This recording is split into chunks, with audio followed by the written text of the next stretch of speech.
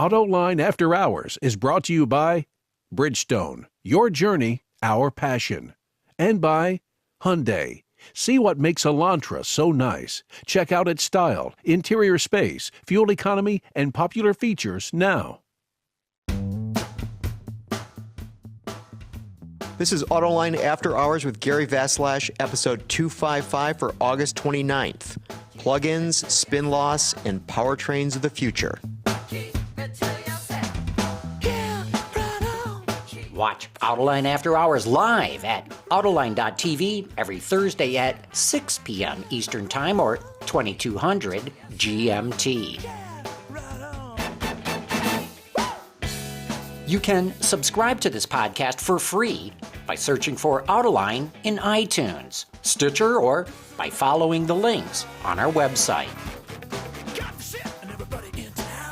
Good evening. As you'll notice, John's not here, so I'm sitting in for him. And so, you know, we've had a lot of shows here with a lot of smart people, and I think that the level of the IQ is probably higher than we've had in quite some time. So let me introduce to you first Stephanie Brinley. She's an analyst with IHS Automotive. Stephanie, Hello. how are you doing? Everybody. I'm terrific. Good. Thanks for having me today. We have Gary Witzenburg of Automedia.com, and Gary also happens to be a freelance writer, and as we'll learn during the course of this discussion, has a certain expertise in things about electrification. And we have a very special guest. Now, this is incredible. This is Larry Nitz. He's GM Powertrain Executive Director, Global Transmissions and Electrification. And he holds 41 U.S. patents. He's got 4 Boss Kettering Awards from General Motors for engineering innovation. So these are special awards that are given out to people who are just excessively brilliant in terms of things they do.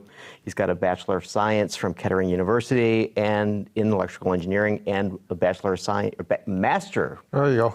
of Science from Stanford University. Right. And I can't understand how you went to Stanford University and then came back to Michigan. This just seems inconceivable to me because that's the most beautiful campus on earth. He's been involved in every major GM electrification technology project: EV1, 2-mode hybrid powertrain, Saturn Vue, battery alternator starter, eAssist, Spark EV, Cadillac ELR, Volt. Did I leave anything out? Got it. I think that's it. That's it. Glad to be here. So what are you up to that you can talk about?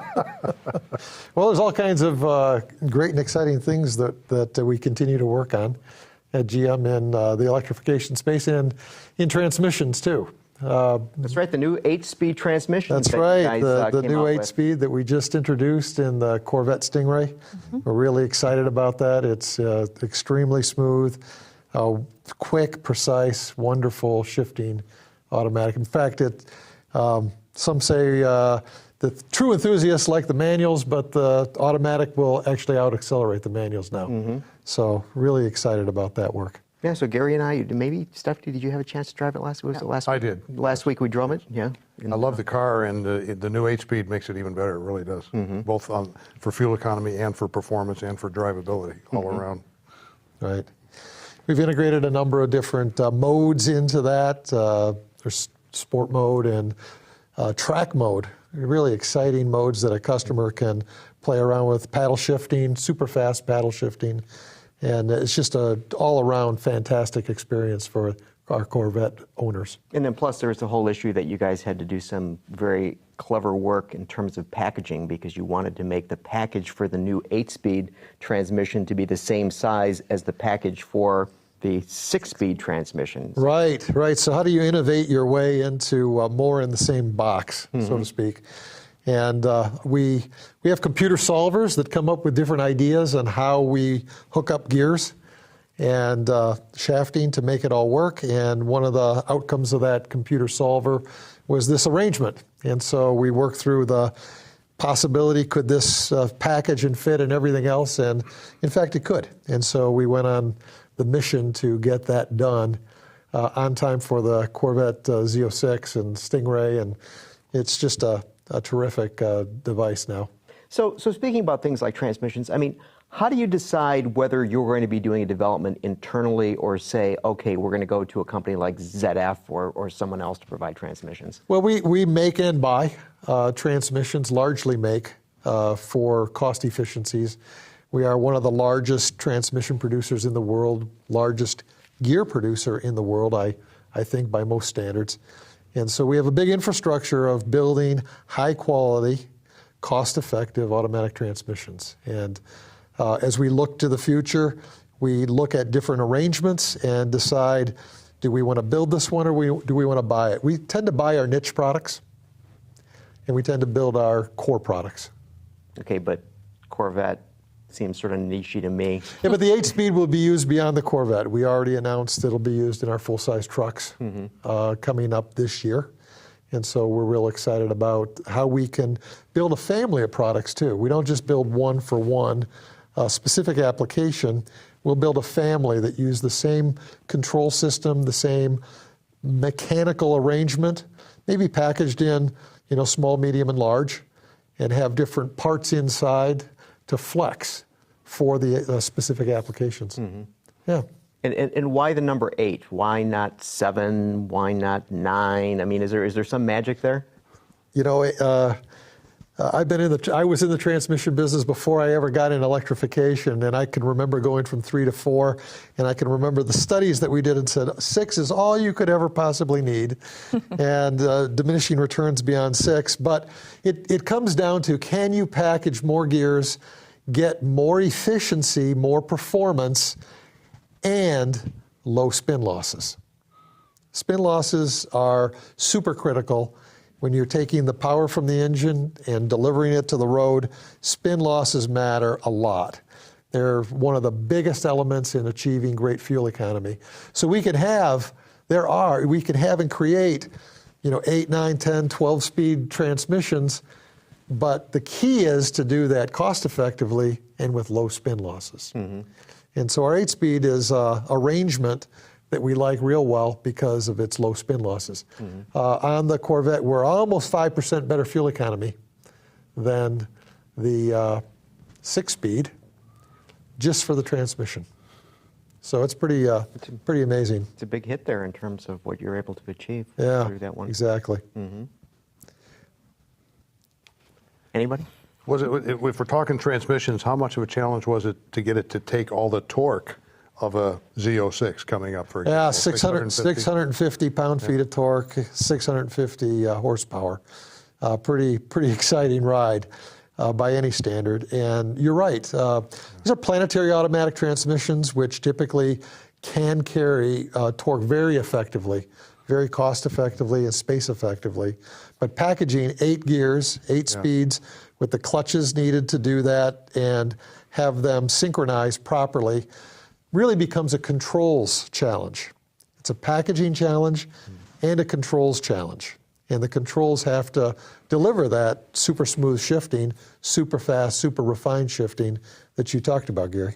Are there significant differences between the Corvette application and especially Z06 and then the truck application?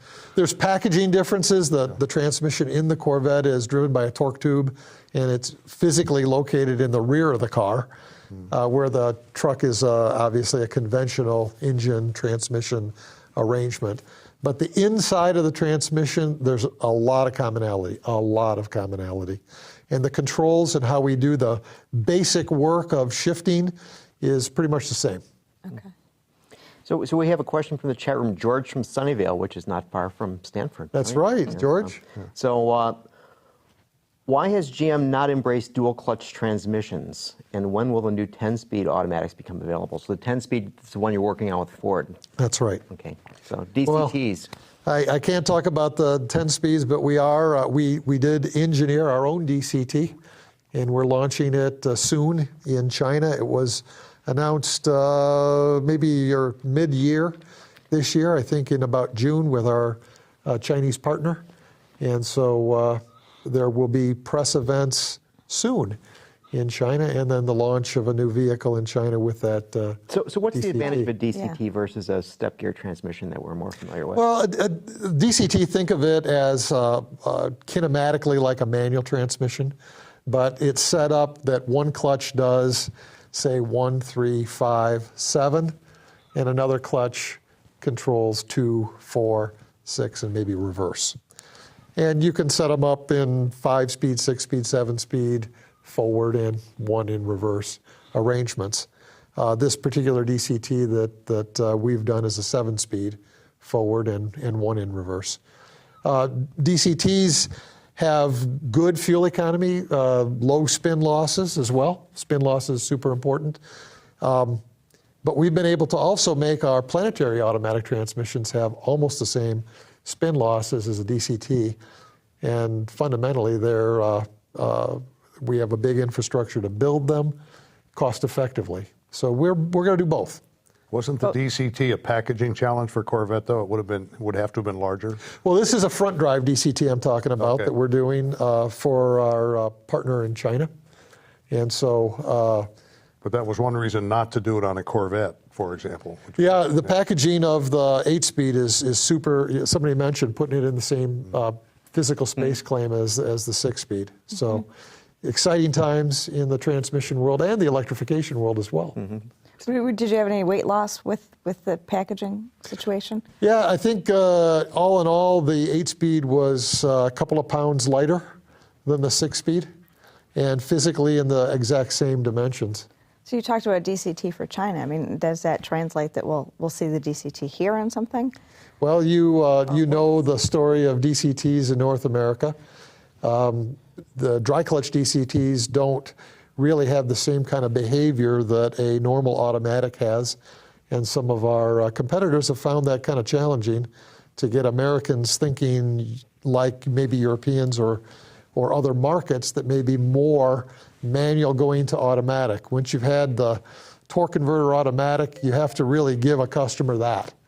And dry DCT is a tough challenge to replicate that torque converter automatic feel. Well, you talked earlier about your controls and the things that you were able to do, and with your history at GM, so how computing power, is that making a huge difference in transmission development? Well, it's making a huge difference across the board, whether it's computing power in our analysis capability or it's computing power that we put on our cars.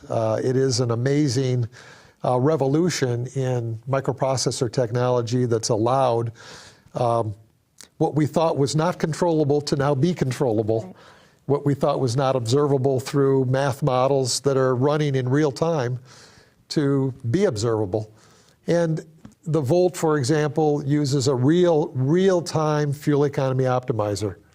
It will select how that thing operates in real time, based on the computing power that we put in there to make those decisions. Most of the time you do it offline in a laboratory or in the office, and then you put specific tables in the setup of the computer. We've now gone beyond that to real-time optimization. Let me ask you one more transmission question, then we're going to talk about volts and electric. So this is also from the chat room, Terry M. Staskowski, and I may have pronounced your last name incorrectly. Sorry if I did. From GM's perspective, what is the theoretical maximum number of gears that can be used before it becomes counterintuitive or presumably becomes not effective? Well, CVTs have an infinite number of gears, so... But you guys don't have CVTs. We do in the Spark. Okay. Today, the Spark here in the U.S. and around the world has a CVT transmission in it, and it's interesting that customers, who buy CVTs, there's a certain characteristic of CVTs that either people like or don't like, and in some cases we take CVTs and make them emulate a step gear transmission because it's more normal for people as the quote-unquote psychoacoustics that a normal car should have. So the shift points that we're all used to and don't think about. Yeah, we put them in there sometimes. But is there a diminishing returns point at which 12 gears, 13, is 10 about it, or you see them going further than Well, that? again, Gary, I would say it depends on spin losses. Doing more is able to cut the fuel economy difference to the theoretical better, and step gear transmissions can carry a lot of torque, great for trailering, great for towing, high torque applications. Where's the limit? The limit is how far we can engineer that cost effectively and with efficiency. So today we're at 8, 9s, and 10s coming out in the future. The mainstay of the production volume, as you know, Stephanie, is 6 speeds. And we see the future as a variety of different kinds of technologies, step gear automatics, DCTs, CVTs, we see it all. And so to the point of the variety, now General Motors has had a variety of electrification approaches and continues to have a variety, not just one flavor. Right. So you've had the Volt out there, you've got a new one, we've been teased with that there's a new Volt coming. So I think there might have been a teaser photo of a rear shot there. Yeah. Yeah. So, okay, so you've been working on this for a long time. I have. And the Volt faithful are committed to Volts. What have you learned from them that you found was important to engineer into the new car to the extent you can talk about it? Well, man, I would love to talk about this in great detail. I'll have to keep my comments a little bit guarded until January. I think we're going to be unveiling the next gen Volt at the auto show here in Detroit, and we'll give the full lowdown there. I think we might have some specific media encounters along the way between now and January, so stay tuned for that. I will say that today's Volt is a fantastic vehicle. It's the most loved compact car of any out there for the last 3 years running. Independent surveys, our customers love this car. I love this car. My daughter had a Volt. She loved that car. It's just a terrific change in what is possible with the industry. And I'll give you a few things that we've learned. When you go and buy a Volt or lease a Volt, you can sign up for an anonymous program to have OnStar send data from that car to GM Engineering anonymously to help us understand, driving patterns, what people are doing with the car. About 2/3 of the people sign up for it. And that's fantastic because it gives us such a rich, broad amount of data from nearly 50,000 customers all over the country. And what we've learned is a lot of surprising things and pretty exciting things. About 65% of overall driving is electric. If we take back the original proposition of the Volt and say, what were we trying to do? We were trying to, most of the time, the car's electric in most of your driving, and particularly in commuting. And we had this whole idea of most people commute only 40 miles a day, and so we want to try to get that mostly electric. And what we found is that in commuting, about 82% of the energy is coming from the plug and not from the pump. 82% coming from the plug. So these are people who have plugged in at their house or a place of work or wherever. They've plugged in, then they drive, and they're doing it purely on electricity. Yeah, exactly. 82% of the energy for commuting, through a number of studies we've done, is from the plug. The other thing that we found that we had an idea of, but we now have data on, and in fact the DOE did this study, and it showed that 81% of all trips had no engine start at all. It's a little bit different metric, don't get them confused. One's energy and one's just trips. But if you think of an environment like California, where most of a car's emissions are made during a cold start, getting rid of 80% of starts is pretty exciting, pretty exciting. Some of the other plug-ins that are on the market that aren't a true extended range EV like the Volt, only less than 10% of trips didn't have an engine start. So the Volt stands out there unique in that area. The drive quality of the Volt, people really love the drive quality of the Volt. The high dynamic response of the torque that comes on. As much as I love transmissions, it doesn't have a downshift. But it has a transmission, and it'll continue to have a transmission going into the future. So the Volt's exciting. We learned a lot from our customers, and we used all of that data to try to look at the next generation Volt and said, for those meaningful things that we think customers really like, the next gen Volt will be better in every way. Every way. So Gary, you worked on electrification for what, 9 years, I think it was? I did, yeah. On the original EV1 program from 91 till it was gone, basically, till 2000. And I was development manager, test and development manager at the Proving Grounds, and I learned a lot. I learned an appreciation of electric vehicles that I still have, except for the obvious disadvantages of range and recharge time and cost of the battery. I'm a huge fan of the extended range electric vehicle concept, so I'm a Volt fan because of that, except for all the added cost. Yeah. That's always a challenge. And what I'm wondering, Larry, if I think we all know that the Volt has been a huge customer satisfaction success, highest ever in GM's history and maybe in the industry, or at least one of the highest in the industry. It has not been as great a sales success. It's been somewhat disappointing, I think you would agree. And maybe because of cost, maybe because people don't get it, don't understand it, but are there things on the new one that are going to really help the sales quite a bit, I assume? You won't tell me what, but do you have confidence that what you have done for the next one will really get the sales numbers up further? Yeah, we're working on that, Gary, in a big way to make sure that the next gen Volt, the promises made are the promises delivered to our customers. And as we look at what people want in this kind of a vehicle, that we'll deliver on it. We'll hit it out of the park, and people will want this car in the kind of numbers we want to sell. So it should be, like I said, we went off into a whole new part of the industry with the Volt. It isn't a BEV, it isn't a hybrid, it's an extended range EV that behaves a lot like an EV. Most of your energy is electric, but you can drive anywhere. Recharging times are not a particular concern for the mission of getting from place to place. Right. You got gasoline stations around the country to do that. Interesting, we've also found that about 60% of Volt customers only charge on 110. Yeah. We thought it'd be opposite. We thought 80% of the customers would want 220 charging. Faster charging, it's got to be better, right?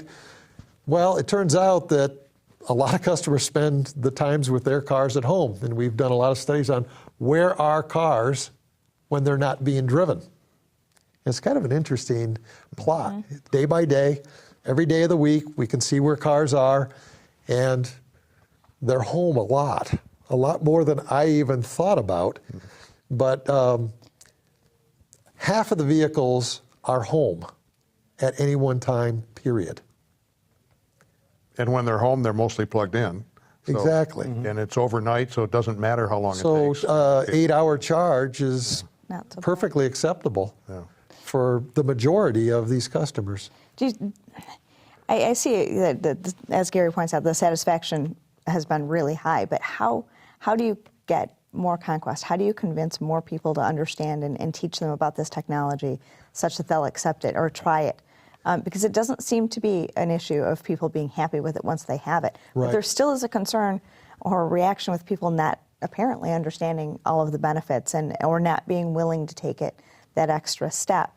I mean, where are you? We're definitely going to learn from what we've done in Volt 1 and do more in Volt 2 to help customers understand the proposition. You're absolutely right, Stephanie. If you give a customer a Volt for 2 weeks, they get it.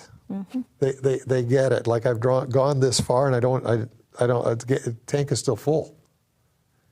And most Volt customers go nearly 1,000 miles before filling their tank. A family member of ours has a Volt, and I talked to him just before the show. 10,000 miles on the car, 33 gallons. Wow. 10,000 miles on the car, 33 gallons of fuel used. So give it off to Doug Bortz. Doug did a fantastic job driving that Volt. So we have this. I always mix this one up. JM1NB. Where's the best place to run an electric motor in an electric hybrid setup? At the wheels, transmission, integrated with the transmission, somewhere else? What have you guys found? Well, this is the big challenge. Now I've got an engine and I've got a transmission and a drivetrain, and I want to take an electric motor and stick it in there somewhere. where do you put it? It's a really, really good question. And to some extent, it depends on what the mission is. If the mission is to be an electric car, then you don't need the engine, and the motor is it, and you just have a really simple single-speed type transmission, like the Spark EV is. One large motor, simple gear reduction, and that's the proposition of Spark EV, which is terrific. It's 80% efficient in getting battery power to the wheels in the city, and 92% efficient on the highway and on the US06 test, which is kind of a higher speed highway kind of test. So in a case of a BEV, we kind of know pretty clearly what to do. Now, I'm going to add it to a combustion engine vehicle. There's no one exact formula that this is the right place, put it there. E-Assist is a mild hybrid, and we put it on the engine accessory drive. It physically takes the place of the alternator. In some cases, you look at, where do I have room to put this motor to start with? So taking off an alternator and putting on a E-Assist motor generator that can now drive the accessory drive both ways in terms of torque, delivering torque and generating torque, generating power. Put it on the accessory drive. That's one place to put it. You can certainly put it in a number of different places. The Prius, the most popular hybrid, has 2 electric motors, and it makes up basically with gearing the transmission. And so the objective there is to get an electric CVT that also provides electric driving and can start and stop the engine and manage torque that way. It's a pretty good formula. It's working very well. It's the same formula Ford has. Some other companies put it between the engine and the transmission. They could put it directly in the middle or have a clutch that can disconnect the engine and just have the motor drive the transmission, if you think of it that way. Others have put it on the non-driven axis. So you have the normal powertrain up front in a front-wheel drive car and another motor in the rear for quote-unquote electric all-wheel drive. So depends on what you want and depends on what the mission is. I would say for the most fuel efficiency, this so-called 2-motor type system seems to work pretty good. Honda tried the 1-motor, the IMA, for many years, many attempts. They've gone to a 2-motor type system between the as engine well. and the transmission. It's actually the transmission is the 2 motors, and gearing is inside the transmission. But I mean for the IMA. The IMA was between them. Right. Right. And it really didn't work out so well. Never got good enough fuel economy, good enough performance to really be meaningful. And so they went to a 2-motor system. The Volt is a 2-motor system. Prius. Hyundai. I don't know what Hyundai's is doing exactly. Some of them have a single motor and then have this belt alternator starter as a second motor as well to get a smooth engine start. And back to consumer education, I mean, as we talk about all the different places you can put these motors and all the different ways, solutions you can have, somehow a consumer has to process that in such a way that they can understand what it is they're buying. Why? You only need to don't know care. the numbers, how fuel efficient is Yeah, it? people understand 6-speed, You gotta 8-speed, understand 10-speed transmission. They level think about, of it. at least think about that. Yeah. It's difficult to say that it's an electrified vehicle, it's a hybrid vehicle. Right. The best way that we've been known to do it is just, this is the fuel economy and this is the dollar saved.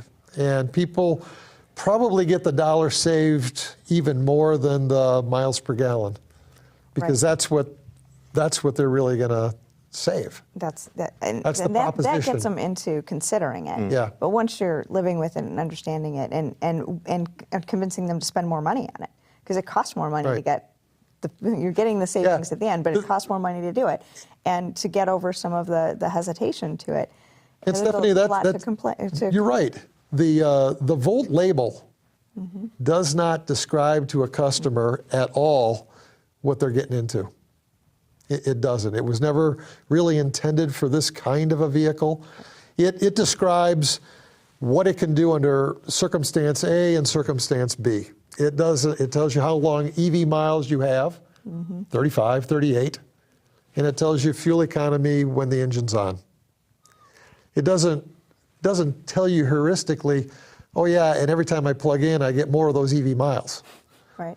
And I'm plugging in 10 times a week, which an average Volt customer plugs in like 10 times a week. Not 7, 10. That surprised us. We kind of figured a once a day charge. And you think about all these cars are ending up home more of the time, and they're getting more than one charge a day. So the label doesn't do the job. You're right, Stephanie. I wish that we had a simple formula to explain it to customers. Dollar saved is probably the best one that we have, but it still doesn't describe the full benefit. We've had I've not driven the Volt recently, but I drove the ELR, and one of the things that I noticed in there was watching the fuel gauge go down and watching the electric miles and seeing how all of that interplayed and interchanged. And that's something consumers do have to understand, because it does behave much more differently than what they expect from their regular car. Not badly, it works really well. It's a very neat system, but you get in and you spend a week with it, and it does something different than what you're expecting. And I think we still have a communication and education challenge with that to get people to understand what's really happening. I'm going to need to get Kevin to work on that. We have a phone call from somebody on the outside, maybe a real consumer. So, Ben? Hi, this is Ryan from Overland Park, Kansas. My question today is, does GM see the advancing hybridization of performance drivetrains like in LaFerrari, the car from Ferrari, in their lineup in the future, perhaps for some sort of high-performance Corvette, or even in more potentially mundane offerings like in some Cadillacs or Buicks, much like Volvo is doing with their new XC90 T8. Also, I was wondering, does GM see any need to go with electric turbocharging as a way of combining the benefits of a supercharger and a turbocharger into one type of unit, as opposed to having to do twin piping like some Volkswagens of the past and the new also Volvo XC90? Thanks. Bye. Well, those are very rich questions that deserve an hour or two of answer, and most of which I couldn't tell you. But I can't talk about our future products. I'm sorry about that.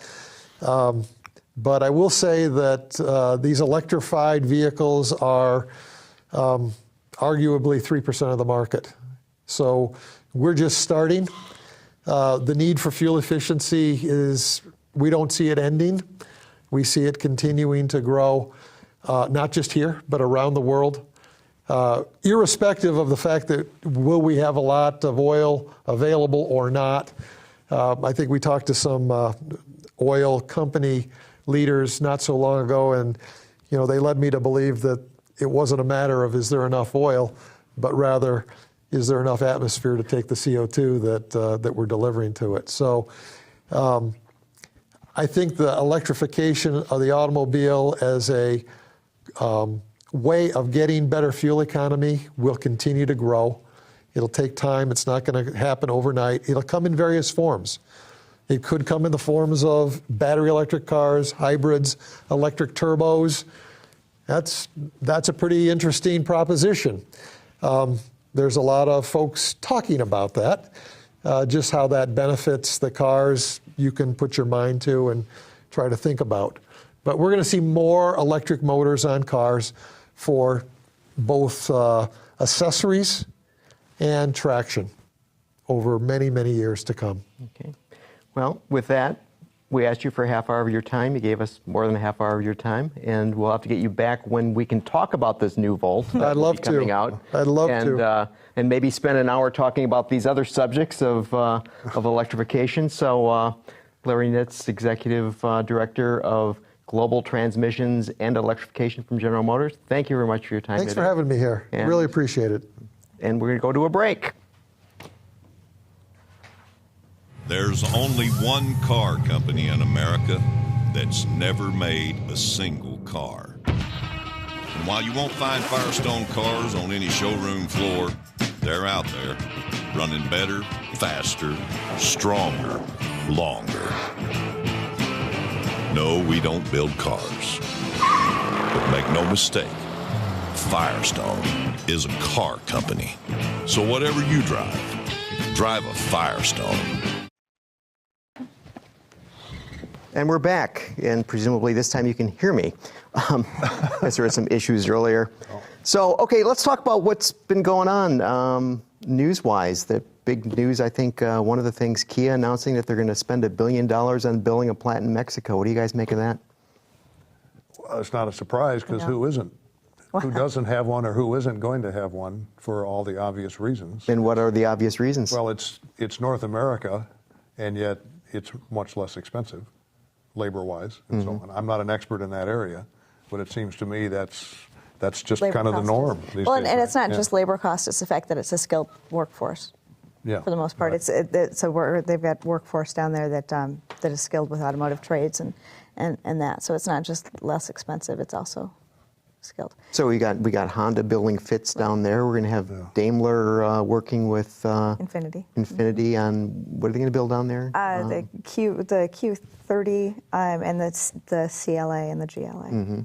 And engines, And the Ace. engines too, aren't they? Yeah, I believe there's engines in there as And well. there's those big But- Nissan plants down Yeah, there. yeah, and- huge. and- Shipping costs would be reasonable compared to other lower labor cost markets. And Mexico has a phenomenal number of free trade agreements as well. So they've got, I think, 40 or 45 So with other countries. with other countries. So it's much easier to export out of Mexico than it is out of the United States. And there's a lot of the vehicles that are going in the new plants are B and C segment vehicles where profit margin and cost is much more an issue than, for example, a full-size SUV, right? So in other words, you could keep the full-size SUVs in the U.S. market, perhaps, yeah. and you would make the cars that you have less margin on there. All right.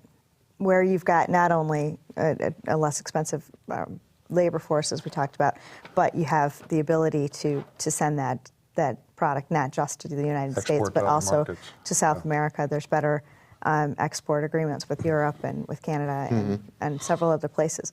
So in doing so, they can balance it out. There's not much that's being built there that is only going to be built there from one of the new plants that are coming online. Even Kia's new plant, we expect it to be Forte. Kia's not going to suddenly stop building it anywhere else and only build it there. Fit still has production in other places, I believe. Q5 is going to be specific. Right, Audi's going to have its Audi's going to be plant down only coming out of Mexico, but part of the reason they chose Mexico is because Mexico does have free trade agreements with Europe, and that made it viable and feasible where building in the United States would not have. So if they put the plant in the U.S., Audi, they would have to pay tariffs to send the vehicles Back to Europe, yeah. So it's not necessarily a good thing. And then your point No. about labor costs. There's a story in the LA Times earlier this year that says the Center for Automotive Research says that Mexican auto workers earn about $8 an hour versus an average of $37 an hour in the United States. So, And labor cost is only, 5% or so of the cost of the vehicle, but it does add up. It becomes significant as the volume of the vehicles increases, obviously. And I mean, they've been building cars in Mexico since mid-60s or so. So it's not a new market to automotive production. It's growing out because it can export. In North America, both in the United States and in Mexico and Canada, is becoming a larger export market for production as well. Some of the increases that we're seeing even in the U.S. and Canada is going to be for export volume. Seems to me Mexico has been very smart in how they have passed their laws in order to make themselves a very desirable place to make vehicles and other things. In contrast to Brazil, where most of Brazil and Argentina, but more Brazil, their rules and laws are set up to encourage automotive production and R&D development within Brazil, but they want it to stay there. Right. Mexico's been really aggressive in getting these free trade agreements, saying come build here and send it wherever you want, but do the production here. yeah, it was also another thing today, the launch of Mustang in Flat Rock. Production launch. Production launch, yeah. And so They're making Mustangs in that plant, and they're making Fusions in that plant. So what do we think? We think that we're going to have more Mustangs and fewer Fusions, or same amount of Fusions and just additional Mustangs? What do you guys think? Initially, they're going to have a challenge because there's going to be high demand for both. Trying to make that balance work is going to be very challenging, at least near term. When looking at some of our sales forecast numbers, the Mustang is still, we're looking at 87-88% United States volume. Right. So the global volume is going to be very slow to ramp up in terms of sales. For the Mustang. For the Mustang. But it's does interesting. one preclude the other? Are they on different lines, or do you have to reduce Fusion to get more Mustangs, or not? There's the capacity. Yeah, you would have to flex between them. My understanding is that the lines have gotten so that they can run either car. But it was interesting, through the body shop.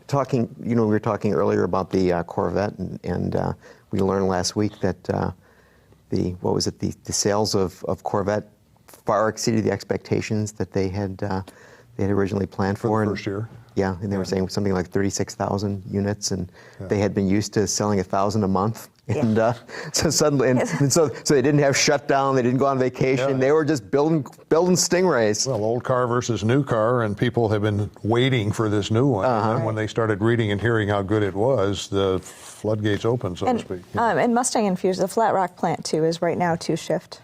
So they have the ability to go to 3 shifts. Add a third. I was a little surprised they didn't bring MKZ up there, which is being built in Mexico, and as we recall, that was a slow launch because of the problems they were having with those cars, and they sent them to Flat Rock and had them quarantined in Flat Rock. And but how would they fit that in between Fusions and Mustangs? It's a very good question. I think it's fine where it is. You think it's fine? Yeah. It's much lower volume, obviously. It's much lower volume. Well, and they'll start shipping some of those to China as well. Yeah, that's right. Yes. Shipping the Mustangs to China. The MKZ. MKZs, because Lincoln is going big time into China. Seriously is what I mean by big time. Serious effort in China. Serious effort. Yeah. So speaking of China, I mean, they've been having these antitrust suits against Western automakers. I mean, Europeans, General Motors, on and on and on. And then now India's gotten in the act where they've been charging suppliers with antitrust about cost of parts. What's going on? Is this, everybody seemed to be rushing over there, and it's just going to be all sweetness and light. We're going to sell all these cars, and now they just, the Chinese and now the Indians seem to be being off-putting. It might be that there were rules in place that weren't necessarily followed because there was the encouragement within China sometimes of, we'll just do it this way and kind of expedite it and get it done. And some things may or may not have really been by the rules as much as, and they've clearly decided to look into that. When you hear the first couple of reports, there's a lot of comment saying, well, it's some sort of semi-attack against the foreign manufacturers. But with the volume and the number of manufacturers they're looking at, there seems to be something going on. As long as they don't decide to nationalize everything. It's always been the fear, right? Is it a realistic fear, do you think? Would I put it past them? No, I would not. Realistically, that's happened before. You say, guess what? Your whole plant and everything now belongs to us. You guys go on home. We'll take care of it from here on. I think that's the reason. I don't know this, but I suspect that's the reason that General Motors was one of the few initially that went in there. They were willing to take that risk, and others were much slower until they saw what was going on and the success GM was having, and now they're investing more. But there's always that risk. The risk does seem to be somewhat reduced at this point. I mean, it is because the government is much stronger there and determines a lot about the economics, and it's not as a free market. But it doesn't seem as likely as it had been at one 10 point. years ago, maybe. I mean, it remains a possibility. But at this point, one thing kind of siding against that, I guess, is that Chinese consumers do enjoy buying foreign brands. Yeah. And that does, it's difficult to nationalize a product and then say keep sending it over. As long as it remains. They couldn't just add a vowel to the end of Audi, and so it'd have two I's on the end. They noticed that. And no. I mean, but if they took over, Yeah. So you would still sort of have the foreign cachet, but it would be. But it doesn't work. See, but the consumers are smart enough to notice the difference. But I caught something. There was a Reuters report, and this is non-automotive, but it just got me to thinking that apparently the Satya Nadella, who's the new head of Microsoft, has to go over to China because Chinese officials have accused the Windows operating system and Office software of violating anti-monopoly laws. Okay, so Microsoft has to go over there, violating anti-monopoly laws, and Windows 8 has been forbidden at state-run companies in China because they claimed that it was collecting all kinds of information, sending it back to Redmond, and not to the NSA, to Redmond to take care of this. And so the guy who runs Microsoft have to go there and say, Windows is okay. I mean, please use this. And so I don't know that I'm quite so sanguine as you are in terms of the sweetness and light of the. I'm not saying it's sweetness and light. China. I don't think that They'll we're do whatever they feel. And I would say with the trade and the issues that we were talking about earlier with the cases that are coming at us, it's not just the automotive companies, because there have been some situations with I think some computer companies as well. Right. So it's not even one industry they're looking at. It seems to me status quo is fine as long as it's a win-win for everybody. If they felt it was in their best interests to do something, they would probably not hesitate to do it. I do agree with that. And, right now, everybody is winning from that arrangement, but someday they may say, you know what, we'll do better if we just kick out the foreigners. And the question, part of that would be, is how they're defining better. Yeah. And how we define better. Right. Is it profitability? Is it job? There's a bunch of different metrics. You can choose a bazillion of them, and whether their metric of better and improvement and winning is in alignment with what the other automakers want to do. Right. That's where the gray area could be. But I don't doubt China's will to be able to do that if they chose to. But, Speaking of things coming back, the Cadillac SRX is going to go to Spring Hill. Right. General Motors announced this week. So what do you guys take? What's your take on that? There's a whole cascade of things happening with the production of those vehicles. So we've got Equinox and Terrain moving to what we think is a global Delta platform, and their production is shifting, and Cadillac shifting to a different platform as well that'll come out of Spring Hill, with the Acadia to follow. And then Okay, but the Equinox is built in Canada, right? it's going to go down to Mexico as well, from what I understand. So All of them? Yeah. 100%? All of them. That's my understanding. And Acadia? Acadia is I going mean, to no. Spring Hill. I'm- No, Terrain. there will still be some Equinox and Ingersoll, though, but not in Nashua. Okay. So there's a whole that is from what we understand, that is one move that is really following several others with those vehicles. Is that just the way they're deciding to balance capacity, or is it let's take some cost out of it for reasons we discussed earlier? Or? I think it's balancing capacity and a whole lot of things. The whole Oshawa thing was just they found they needed additional capacity because there was such a great demand for the Equinox out of Ingersoll. And so was Spring Hill. Spring Hill Equinox went to Spring Hill because they were running into. And isn't that an interesting story? So we had That's Spring Hill, they shut it down post Saturn, and now they've had to bring it back, and they're building engines there, and they announced a new. Well, they were building engines there before. Yeah, they were. The Saturn So engines they closed down the. Yeah. But I mean, they closed down the facility, right?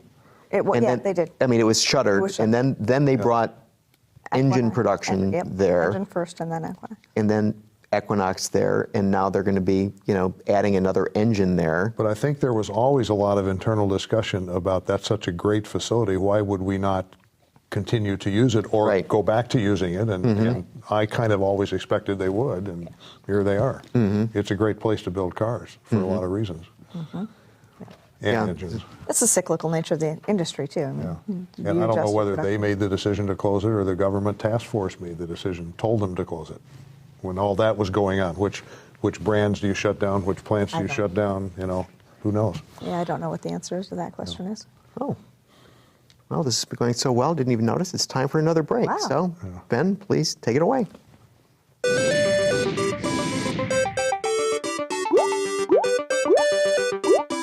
Nice. Not nice. The new Elantra from Hyundai. Nice. You already know that you can listen to Autoline's Industry Insight in places like YouTube and Stitcher, but did you know that you can also listen to it live in your car? It's simple. Just pair your smartphone with your vehicle's Bluetooth connection or plug into the aux jack. Then navigate to Autoline.tv using your phone's browser. Find the show you want to hear and click play, just like you would on your computer. This is Autoline After Hours with John McElroy. It's that easy. Never be disconnected from Autoline's top-notch insider information with Autoline on the go. Okay, and we're back. We've been talking about macro issues in terms of the industry.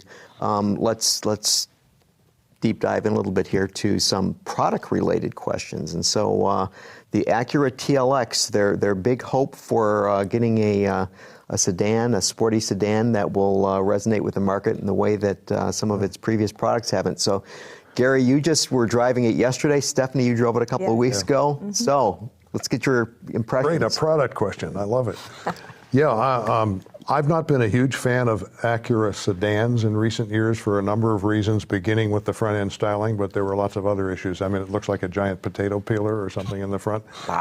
But they've toned that down. It looks much better. The whole car looks very good from a proportion standpoint and the styling. But more important than that, they've really done a great job of replacing a slightly larger car and a somewhat smaller car with one that fits the gap nicely, fills the gap between the ILX and the RLX. So now they have a 3 sedan logical progression.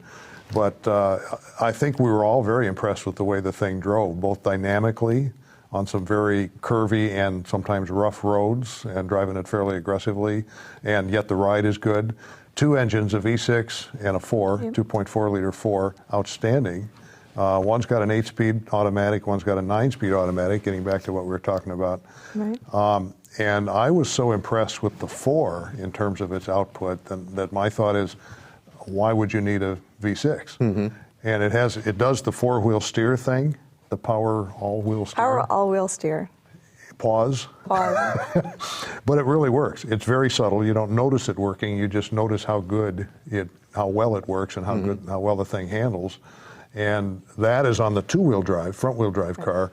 Then it has I always thought was one of the nuttiest acronyms ever, the super handling all-wheel drive. But now it's a new version of that that's lighter, smaller, less costly, less losses, and so on.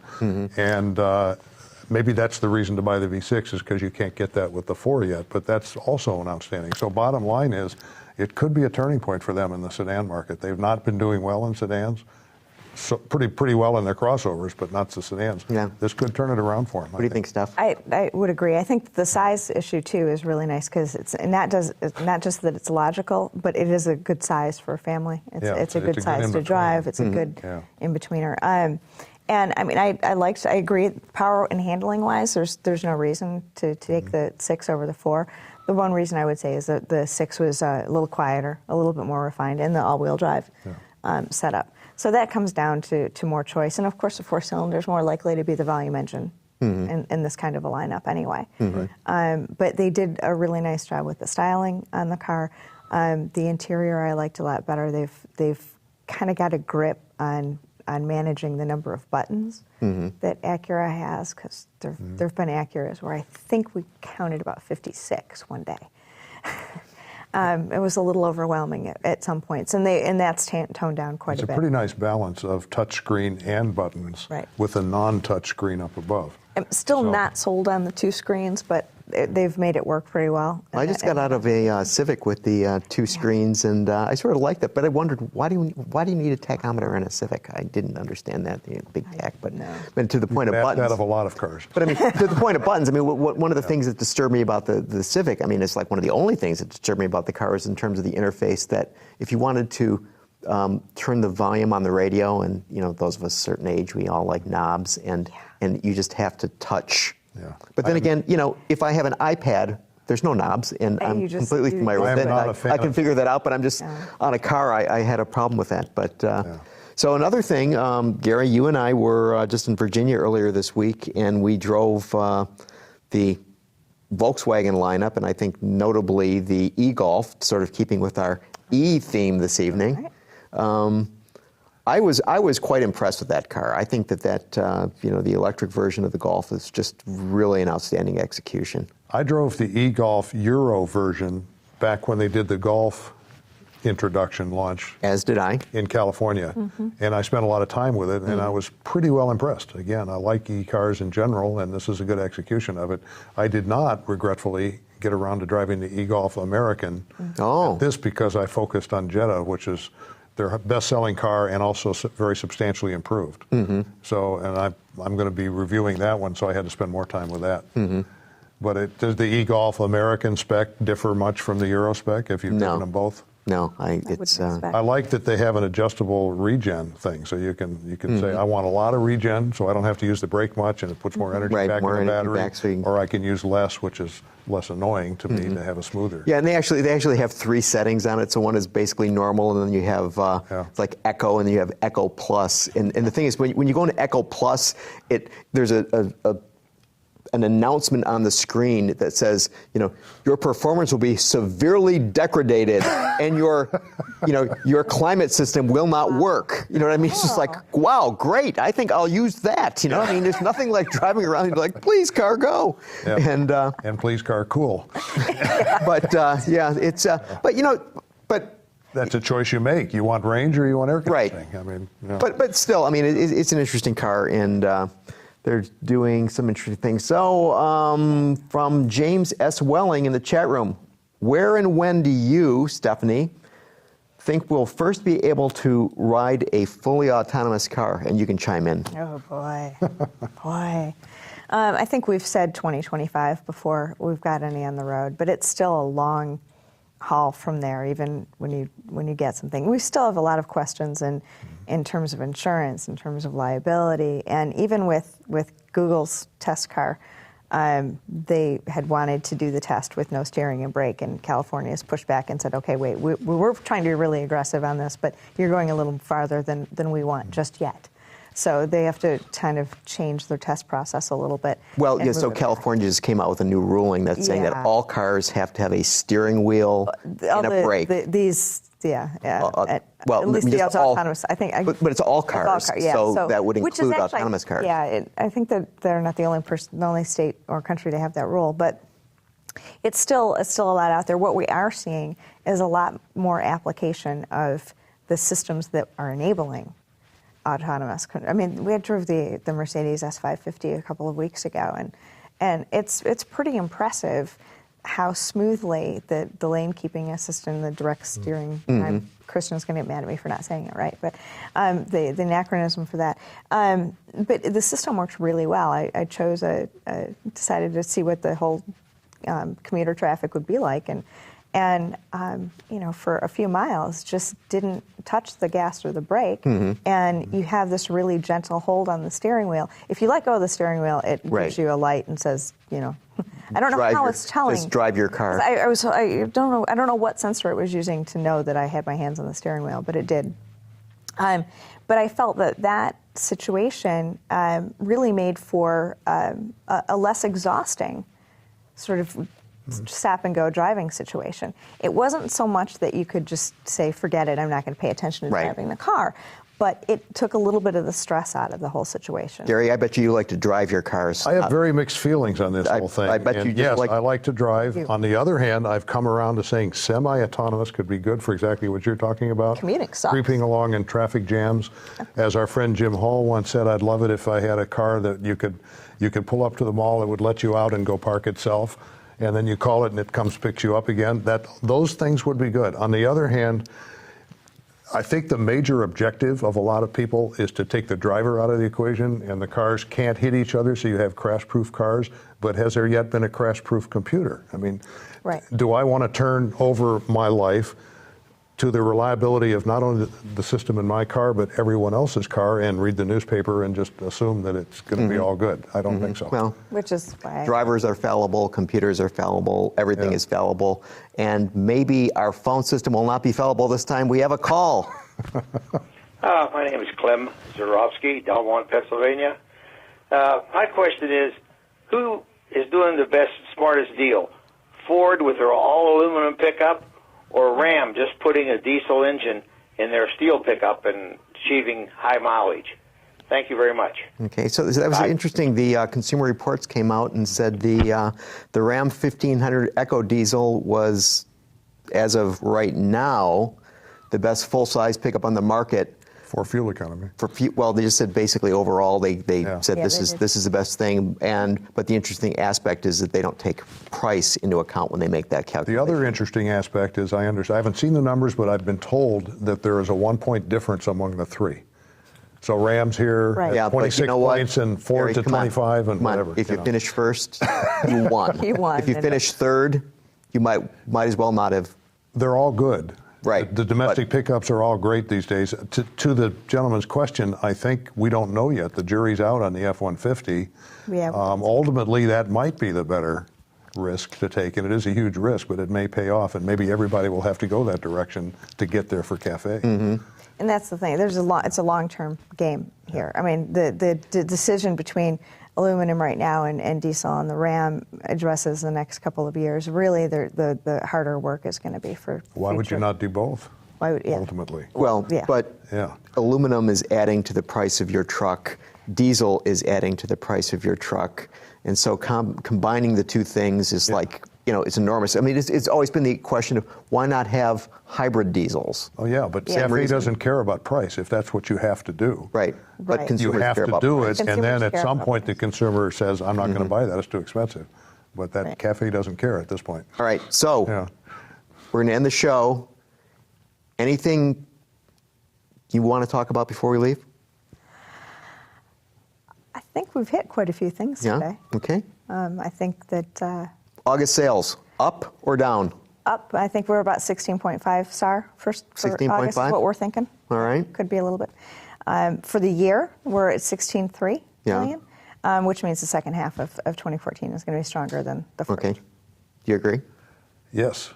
And if I can open another subject quickly? Quickly. I'll be very interested to see what they've done with this Volt, getting back to electrification for a minute, because do you want to have more battery for more electric range, or do you want to have less battery for less weight and cost at the expense of some electric range? And will the battery be that much better that you could trade off between the two? That's the big question to me. Does anybody care if you get 30 miles versus 35 if the thing costs $5,000 less? Right. Right. That'll be and still I've got to convince more people to try it too. I'm guessing they'll go for less battery, and the battery chemistry will be improved, so you might get an even trade of the same range on electric, all EV range, with less cost and less battery if they've been able to improve the battery. So I'm betting on all those chemists that are out there are going to invent these things, and they just ought to weld shut the front so consumers don't need to worry about it, and it'll all be good. So, okay. Stephanie Brinley, IHS, thank you very much for being here this evening. Thanks for inviting me. It's been fun. And I always find that when I write IHS on my computer, that Microsoft turns it to HIS. And it's finally trained. Yeah, I can't make that happen. Gary Witzenburg, Automedia.com. It's always good to have a guy who knows product the way you do. And thank you. And I think it's been great. And so people can find you where? Automedia.com and other places. I write for a lot of different outlets, magazines like Motor Trend and Wards and various other websites. IHS.com? IHS.com. Okay, and my stuff's at autofieldguide.com. So, friend Autoline at facebook.com/Autoline Network. So it's Autoline Network, all one big word. Follow Autoline on Twitter at twitter.com/Autoline. Thanks to Larry Nitz for being here earlier, and he's obviously not here now. And thank you for watching the show, and we'll see you all here next week. Thank you. Good night. Good night. Autoline After Hours is brought to you by Bridgestone, your journey, our passion. And by Hyundai. See what makes Elantra so nice. Check out its style, interior space, fuel economy, and popular features now. Visit our website, Autoline.tv, where you can watch us live Thursday nights at 6 p.m. Eastern. Get your daily news fix with Autoline Daily and in-depth analysis and interviews with Autoline This Week. There's all that and much more at Autoline.tv.